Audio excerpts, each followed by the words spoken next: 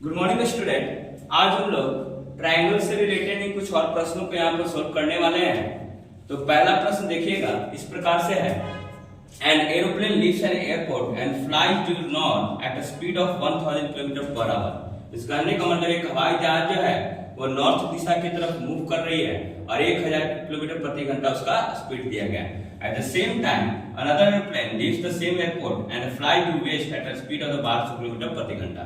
इस उसी समय पर एक और दूसरा एरोप्लेन जो है 1200 किलोमीटर की गति से जो है पश्चिम दिशा की ओर जो है जा रही है। तो बोला जा रहा है कि how far apart will be the two planes after the 1.5 hour. इस कहने का मतलब 1.5 घंटे के बाद उन दोनों की क्या स्थिति बनने वाली है उसके बारे में यहाँ पर डिटर्मिनेशन आपको करना है। तो देखिएगा, अगर आप देखिएगा कि अगर आप डायरेक्शन के बारे में आप जानते होंगे, ऊपर वाला नॉर्थ, नीचे वाला साउथ, इधर ईस्ट और इधर ईस्ट, ठीक है। साथ में आप जानते हैं कि स्पीड बराबर डिस्टेंस बटा टाइम होता है। तो डिस्टेंस बराबर क्या हो जाएगा, स्पीड इनटू टाइम, ठीक है। क्योंकि आप जानते हैं क्या, स्पीड बराबर डिस्टेंस बटा टाइम, तो डिस्टेंस बराबर क्या होता है, स्पीड इनटू टाइम, ठीक है। तो बताइए कि अगर ये डायरेक्शन नॉर्थ की ओर जा रहा है तो अगर इसको ओए के रूप में अगर रिप्रेजेंट किया जाता है डिस्टेंस को, इनडायरेक्ट कंडीशन हम क्या लिख सकते हैं, ओए बराबर जो होगा, ओए बराबर 1000 into 3/2 इज इक्वल टू क्या आ जाएगा, 1500 किलोमीटर। मिस कहने का मतलब जो है ये इसका जो है डायरेक्शन था, मिस कहने का मतलब ये डायरेक्शन में जा रही थी एरोप्लेन और उसका जो है स्पीड दिया गया था और टाइम कितना है, 3/2 घंटा। मिस कहने का मतलब 1.5 घंटा, ठीक है।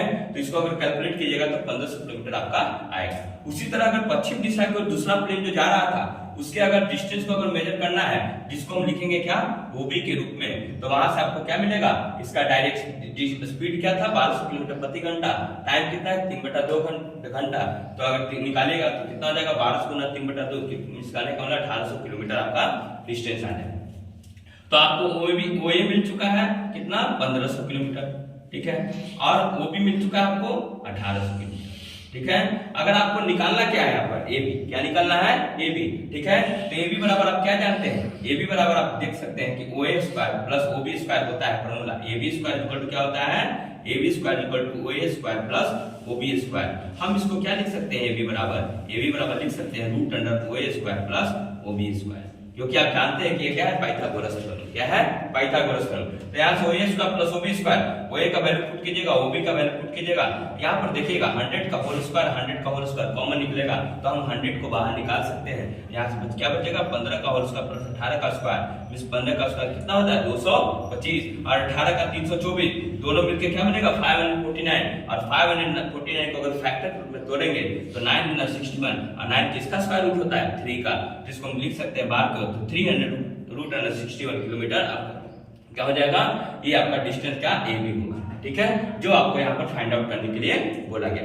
तो पहला क्वेश्चन इस प्रकार से। दूसरा क्वेश्चन देखिएगा, if an equilateral triangle ABC, AD is perpendicular to BC, prove that AD square is equal to 3BD square। एक इक्विलेटरल ट्रायंगल दिया गया है जहां पर AB बराबर BC बराबर साथ में AC, तीनों साइड्स अपने आप में क्या है, बराबर, क्योंकि इक्विलेटरल ट्रायंगल। साथ में एक और चीज दिया है कि एक AD है जो आपका परपेंडिकुलर टू BC है। इस कहने का मतलब अगर ये AD परपेंडिकुलर टू BC है, इसका मतलब क्या बनाएगा, 90 डिग्री का एंगल बनाएगा। तो यहाँ से आप क्या लिख सकते हैं, AD पर आप ADB बराबर, अगर ट्रायंगल इसमें चलते हैं, ट्रायंगल ADB और ADC में अगर आप जाते हैं, इन ट्रायंगल ADB और ADC में जाते हैं तो आप क्या लिख सकते हैं, ADB बराबर ADC और AB बराबर क्या है, AC आपको मिला हुआ था पहले से। और साथ में देखिएगा कि यहाँ पर AD जो है ये दोनों ट्रायंगल से क्या है, कॉमन है। तो जब दोनों ट्रायंगल से कॉमन होगा तो AD बराबर AD लिखा जा सकता है। अब आप देखिएगा एक चीज, यहाँ पर एस है, यहाँ भी एस है और यहाँ क्या है, ए, ठीक है। तो आप देख सकते हैं कि ADB is similar to triangle, congruent to triangle, क्या हो जाएगा, ADC, ठीक है। एक और चीज अप्लाई कर सकते हैं क्या, RHS, किससे होगा ये, RHS, किससे होगा, RHS, ठीक है, क्योंकि यहाँ पर हाइपोटेनस मिला हुआ था, एक साइड की जो थी ये मिल चुका था और एक राइट एंगल ट्रायंगल, तो बाय RHS, क्या लिख सकते हैं आप लोग, बाय RHS, ठीक है। जब RHS से ये दोनों ट्रायंगल सिमिलर है, कांग्रुएंस है, तो आप क्या लिख सकते हैं, BD बराबर CD, जो कि BC बटा 2 के वैल्यू के बराबर आपको हो जाएगा। अब देखिएगा इन ट्रायंगल ABD में अगर चलते हैं, ठीक है, हम क्या लिख सकते हैं, एक राइट एंगल ट्रायंगल है, हम लिख सकते हैं ना, AB square equal to AD square plus BD square, AB square equal to AD square plus BD square. मगर आप देखते हैं कि ABC एक क्या था, इक्विलेटरल ट्रायंगल, तो AB बराबर क्या था, BC, AB बराबर क्या था, BC, तो AB बराबर BC, तो BC square equal to AD square plus BD square, और BC का वैल्यू क्या था, BC equal to 2 times BD, BC equal to 2 times BD, तो यहाँ से क्या हो जाएगा 2BD का whole square plus AD equal to AD square plus BD square, यहाँ से देखिएगा AD स्क्वायर इक्वल टू क्या हो जाएगा 4BD स्क्वायर माइनस और BD स्क्वायर 3BD स्क्वायर, इसका मतलब AD स्क्वायर इक्वल टू क्या हो गया 3BD स्क्वायर, यही तो आपको प्रूफ करना था, ठीक है। तो इस तरीके से सेकंड क्वेश्चन क्या हो गया, प्रूफ हो गया। थर्ड क्वेश्चन की तरफ आते हैं। Each side of a rhombus is 10 cm.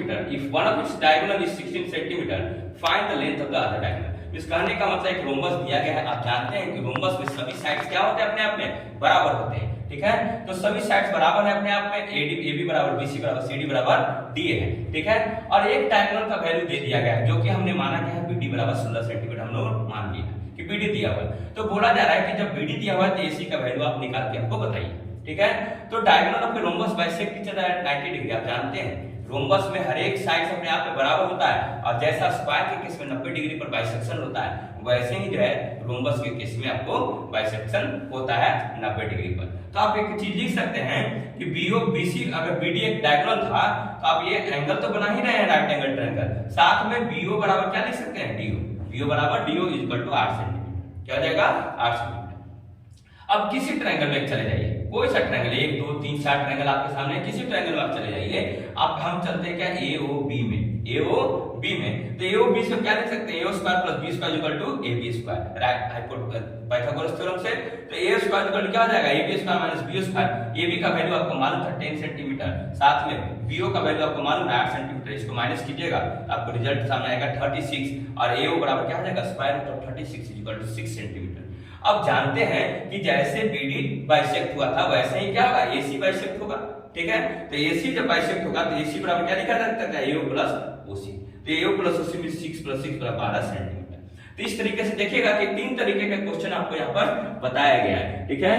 तब आपका पास जो है बहुत कम समय बचा है, एग्जाम तो परसों से शुरू होने वाला है हिंदी का पेपर, ठीक है। तो ध्यान दीजिएगा, आप लोग जो है मैथ के प्रति ध्यान दीजिए, और जो भी प्रॉब्लम होता है आप अपने कमेंट के रूप में यहाँ पर डाल दिया कीजिए, हमारे चैनल के साथ जुड़े रहिए, और ज्यादा से ज्यादा लोगों तक इसको जो है शेयर कर दिया कीजिए, लाइक सब्सक्राइब शेयर में कोई कमी नहीं कीजिए, ठीक है। साथ में जो है हमारे चैनल को जो है लोगों तक पहुंचाइए, और आपके जो भी प्रॉब्लम होते हैं उसको कमेंट के रूप में यहाँ पर डाल दिया कीजिए, हम उसको जल्दी से जल्दी सॉल्व करने की कोशिश यहाँ पर करेंगे। Thank you.